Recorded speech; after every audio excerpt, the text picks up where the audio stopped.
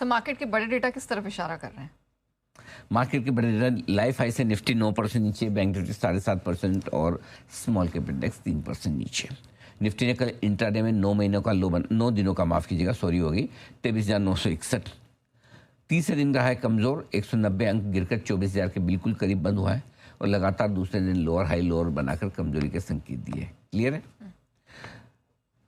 Bank Nifty ये लगातार तीसरे दिन कमजोर रहा है, लोअर हाई लोअर लो इसने भी बनाया है। 8 दिन बाद 200 DMA के नीचे बंद हुआ है, 57,372 के नीचे 57,126 पर। तो एक बड़ा इंपॉर्टेंट लेवल है जिसके नीचे कल बैंक निफ्टी बंद हुआ है। कल इसने भी इंट्राडे में 9 दिनों का लो बनाया है 56,970 का। मिड कैप सेलेक्ट इंडेक्स और स्मॉल कैप 100 इंडेक्स में भी 2 दिनों की तेजी पर ब्रेक लगाया। दोनों ने लोअर हाई लोअर लो बनाया है और दोनों इंडेक्स 9 दिनों का लो बनाया। इंट्राडे कल 9 दिन का आंकड़ा पता नहीं कहाँ से आया है, चारों इंडेक्स 9 दिनों के लो पर थे, Nifty, bank Nifty, mid cap और स्मॉल कैप। और इस बीच विक्स 2 दिनों की गिरावट पर ब्रेक लगाया, 5.5% का 13.30 पर बंद हुआ है। 14.40 एक नोट करके रख लीजिए विक्स पर लेवल। 14 पर लिख कर लिया आपने? लिख लिया। हाँ, बस नया दिन कर लिया, अब आपको करने की जरूरत नहीं। जब भी ये 14.40 पर पहुंचेगा, पार करने की कोशिश करेगा, नया जी मुझे अलर्ट कर देगी और मैं आपको कर दूंगा। ठीक है, डन। ओके, एफआईएस के बिग डेटा? एफआईएस के बिग डेटा दूसरे दिन एफआईएस की इंडेक्स फ्यूचर्स की लॉन्ग पोजीशन घटकर 8.13% पर आ गई।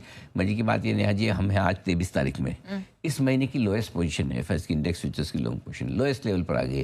यानी कि एफआईएस में मन नहीं है उनका, एकदम है ना, मन नहीं उनका खरीदारी करने का। अभी भी थोड़ी बहुत शॉर्ट्स काटे, वापस वहीं आ गए। एक दिन की खरीदारी के बाद कल फिर से कैश में बिकवाली की, लेकिन छोटी सी 820 करोड़। एफआईएस की इंडेक्स स्टॉक फ्यूचर्स वगैरह मिलाकर 5,400 करोड़ के आसपास की बड़ी बिकवाली की है।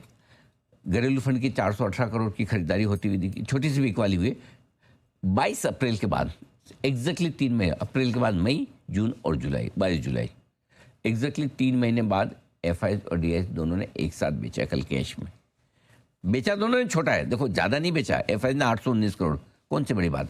418 करोड़, कौन सी बड़ी बात है। 1250 करोड़, बहुत ही छोटा, बिल्कुल छोटा है, लेकिन बेचा है। ओके सर, ग्लोबल मार्केट, इसके बड़े डेटा क्या दिखे? कच्चा तेल 1.5 महीने की ऊंचाई पर $96 के पास से चौथे दिन तेजी में है। ये 4 दिन से तेजी में, हम 4 दिन से मंदी में कर रहे हैं। सेम देख लो, सीधा कोरिलेशन है, सीधा सीधा है। मैं इसलिए बोलता हूँ ना कि जब दिख रहा है सामने कोरिलेशन, तो ज़्यादा ओवर एनालिसिस करने की जरूरत ही नहीं। जब क्रूड ही डिसाइड कर रहा है तो हम क्रूड को देखेंगे। ठीक है, एक हफ्ते में 12% और इस महीने अब तक 30% के आसपास महंगा हो चुका है। नेस्डेक और डाउ दोनों कमजोरी के साथ ही कल बंद हुए हैं। डॉलर इंडेक्स 101 के पास सपाट है। बॉन्ड यील्ड अमेरिका की 2 साल की ऊंचाई पर 4.65 पर पहुंची है, सॉरी 2 महीने की ऊंचाई पर 4.65 पर पहुंची है। यहीं से रिटर्न होती है 4.65 4.70 के ऊपर जनरली निकलती नहीं है। उम्मीद करते हैं कि ना निकले इस बार भी, और वहाँ से थोड़ा नीचे आएंगे तो ग्लोबल सपोर्ट मिलेगा। कोरिया तीसरे दिन तेजी में है आज। ब्रिटेन का बाजार 4.5 महीने की ऊंचाई पर नए पीएम के जब से आने की संभावना बनी तब से ऊंचा हो रहा है। रुपया 34 से कल कमज़ोर हुआ है, 96.56 समझ लो एक तरह से, यानी कि 40 पैसे ही दूर है अपने लाइफ लो से।